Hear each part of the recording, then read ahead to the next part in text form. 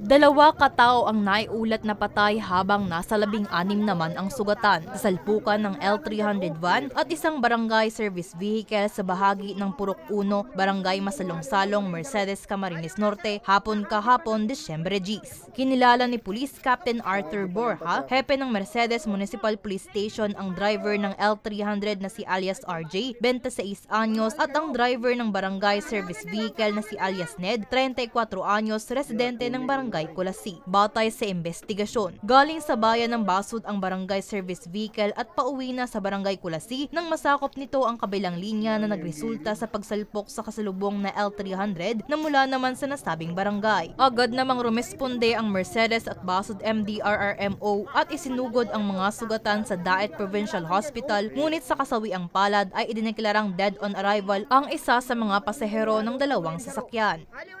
Doon sa panig ng L300 van, ito po ay mga namimili ng baboy. Sila po ay namili ng baboy sa barangay Colati.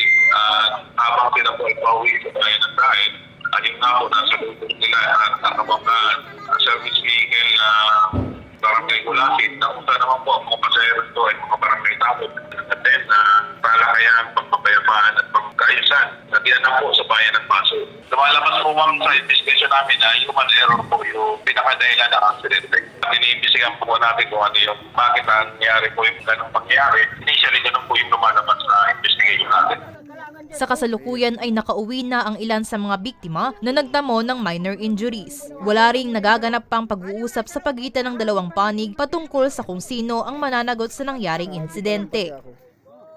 Initially pa, hinahain po na nila yung mga kalagayan mga pasahero. Siguro mapagaling na okay na po yung mga dalawang panig ay mag-uusap na rin po sila. Ang natin po, ay related to problems sa people outside, physical injuries, and damage to property.